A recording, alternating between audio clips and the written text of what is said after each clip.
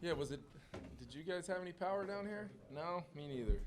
That's right. No, they kept me running a little bit, but appreciate you guys being willing to adjust, kind of with us updating the schedule, and we look like we've got a decent window. I don't want to jinx it. Our Grant Udinsky, my kind of chief of staff, kind of really organized, kind of having a plan for today, taking a look at what was to come, and it didn't look good early, but unfortunately we had to obviously cancel the open side of practice, but we're hoping to try to be outside and at least practice on this kind of surface. We're going to play in it at some point, so barring any lightning and things like that or being in the area, we'll try to stay out.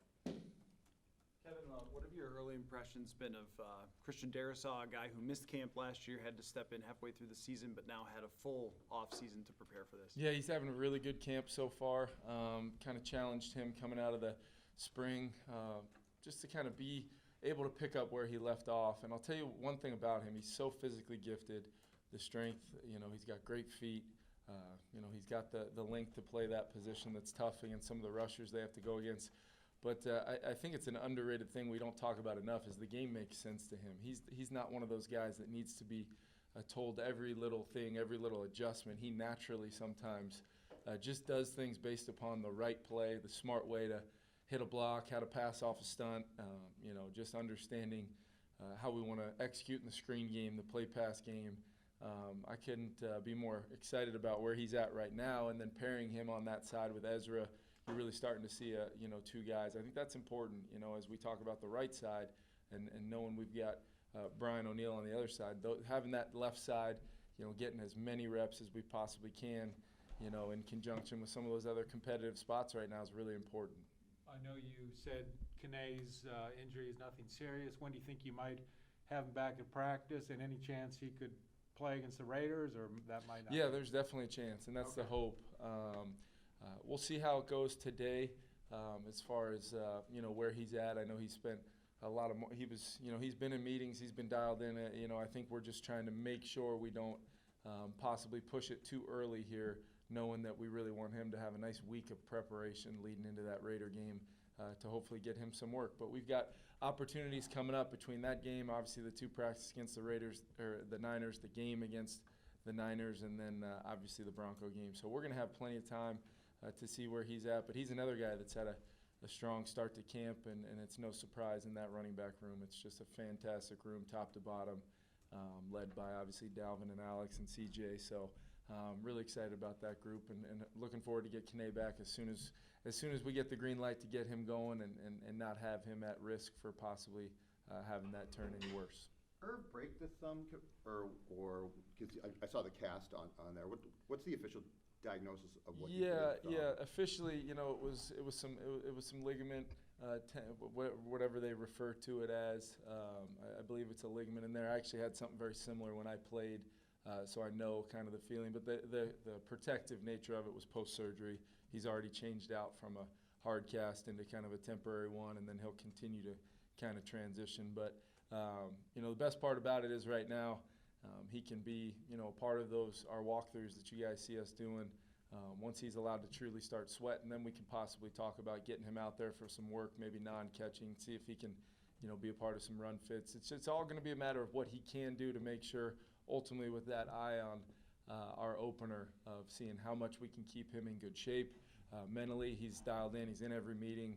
He's getting great coaching from Ange and Ryan Cordell. So I feel good about, you're never going to feel good about a guy missing time from those competitive reps, but the timing of the injury, the way we were able to be swiftly, getting it fixed and potentially getting him back, on the grass, able to kind of prepare himself for that game. How comfortable is Chris Reed at center at this point with not having done it in an NFL regular season game and all of the kind of details that position requires? Yeah, luckily a lot of the communication between that guard spot and center kind of goes hand in hand. A lot of those combinations, whether you're working with the center or away from the center in protection.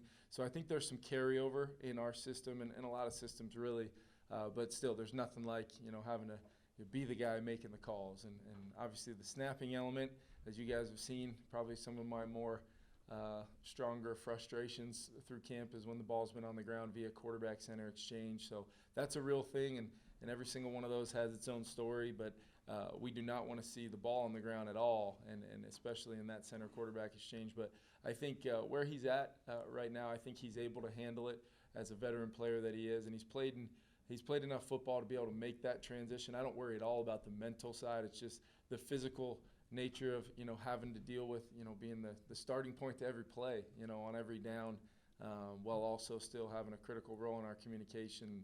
I think that's where we've seen kind of, with Kirk in that first group, really kind of whether Chris has been in there at center at times or even at right guard, just that group's ability to communicate and some of the nonverbal stuff they're even already progressing to within our system. It's really cool to see them kind of start pushing the envelope there, because that's what we're going to need to do throughout 17 games this year. Along those lines, Piggybacking what's been your take along those lines of Garrett Bradbury, and especially in these padded practices? Yeah, Garrett's been really good in the run game. All the different phases of how we run the football in the zone game, some of the gap stuff we do, where we can hit some of those combinations differently. He's shown a real understanding of the scheme.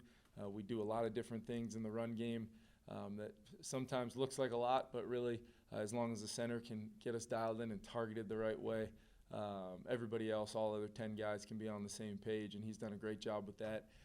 Obviously, in pass pro, he's had some real moments of some strong performances, and then there's been some other ones where, listen, Mike Pettin and Ed Donatel and Mike Smith and these guys, they know how to isolate people just like a lot of great coaches in this league do, and that's where we're challenging him each and every time. Technique. He's got a good anchor when he's got his feet underneath him. He shows power in the run game, so we're really finding ways to try to simulate those tough downs. And then obviously I think Kirk has been a huge part of that first group. I mean, he's had some subtle pocket movements. I mean, even the throw yesterday to Adam down the right sideline, that's a situation where a lot of quarterbacks in this league are tucking and running. There's a little push, but our guys on the right side are trying to anchor down, and he just subtly, nobody even notices it, nobody even sees it, but subtly slides, very, very subtle, like I said, to the left side, and all in one motion is able to throw that ball. That's playing quarterback in the NFL. You watch the greats in this league, that pocket presence and awareness without having to look at it. They can feel it and still play within the rhythm and timing. The snap is a huge key to really helping all of our guys up front. The rhythm and timing of our passing game, really trying to attack coverages through, obviously our progressions, the way we set them up, but ultimately quarterback's decision-making and being able to process and get through progressions with 5 eligibles coming alive helps those guys up front. So Bradbury, he in put those, on- in those situations, just one more thing. In those situations on the pass pro with Bradbury, where they have isolated and they have done a good job defensively, like how would you classify what you've seen from him? I mean, are you worried about that? Are you encouraged? Or is it just too early to make any assessment whatsoever in those situations? I think it's too early to make any kind of assessment, and I'm definitely not worried. I know there's a combination of a lot of factors that go into that, but in the end, if you do get in one of those situations where you are one-on-one, it's technique, and I think he has the strength to hold up. I think he's got the technique to hold up. I think we can do some things with how we protect to try to limit some of those situations where that's happened, by how we scheme up certain fronts. But in the end, as I've talked to Garrett about, the expectation is that he can go out there and handle those situations, and then the understanding as a coach, especially a play caller, we got to be aware of when those matchups are tilting in the other side's favor, and that's our job to try to help even that playing field. Yeah, I was going to ask about the aspect he put on 10 pounds of muscle to not be maybe overpowered as much. Has that made a difference at all? Do you think? It looks like he's still being overpowered at times. Yeah, I think I'd really be cautious in making those assessments from play in and play out in training camp.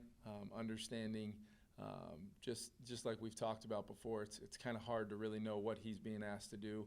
It's very sometimes, I can think of probably 2 plays where we've had a mental error on either side of him, and he's ended up, being on his own when he was not supposed to be, and at the last moment trying to basically save the play. And I don't know if a couple of those may be some of the ones that fans or you guys watching closely can see, but I will tell you, it's something that we're aware of, but at the same time, I mean, he's showing to have some real value in a lot of facets of how we're going to play. And I got news for you. There's a lot of there's a lot of centers around the league when they get isolated on a Zadarius or, Daniil inside and different matchups. It's going to look like that. Do you consider there a competition for the starting center spot, or is he your guy, you think? No, that's absolutely. I think there's still competition. We're still trying to continue to work through, these padded practice opportunities. You'll continue to see some different combinations in there. You guys saw Ed in there a couple days ago with the ones. Jesse's getting his days here and there by design. Jesse's done a nice job. Ed's been really strong early on in camp, and Chris has really shown the ability, along with Austin Schlottman, to really have a versatile role in there. So I'd like to think between the depth we have at tackle and then that interior competition, that's going to give us one of the best groups as far as depth goes. In our league, I really think they have a chance to be a strong group. Now it's how do we do our job as coaches, Kirk running the show, getting us out of some of those tough look plays where we kind of build some criteria for him, we call it, to get us into the best possible play. And then, we're able to limit those snaps both in the run and pass game where any of our guys hopefully are not at a disadvantage. Kevin, how do you limit, one-on-one with your center, especially if people start to target? Yeah, you can, the tough down's got to go somewhere. That's a saying we talk a lot about.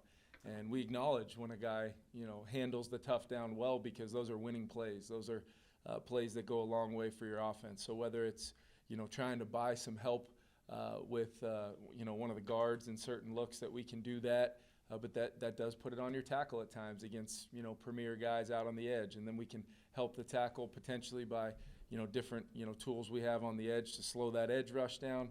But then what does that do from a standpoint of the back's eye progression to be able to pick up pressures, from the nickel or the safety or the corner, while asking these guys to do more. So, and then in the end, the tough down, more oftentimes than not, you can see a lot of those, maybe those, losses up front that contribute to some negative plays. But the tough down falls on the quarterback quite a bit to play with that rhythm, the timing, to be able to speed it up. We use that term a lot, of being able to make it right. And I think that make it right factor within our offense, when we're at our best, there's going to be 2 or 3 or 4 plays a game.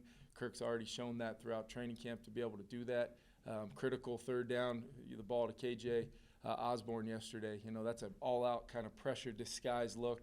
He had some options at his disposal. He made an unbelievable protection call, and then to attack downfield. That's our offense in a nutshell. Of Ed had a great defensive call right there. Tried to disguise, tried to confuse us up front on a critical third down.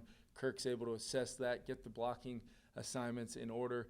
Dalvin Cook does a great job stepping up, and although they didn't bring a pressure, they left themselves susceptible on the back end for basically one throw in one rhythm, in one timing, and our guy made that to KJ, and it ended up being a huge play to kind of win the drill in what we were calling a competitive kind of drill at that point. So all good questions about the front.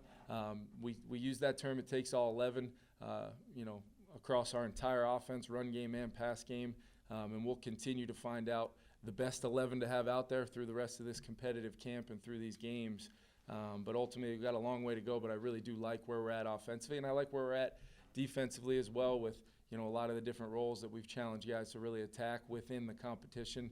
And you cannot forget about Greg Joseph. Every time he takes a swing right now, I'm expecting that ball to go in. Thanks, everyone. We'll see you at 12. Thanks, guys. Thank you.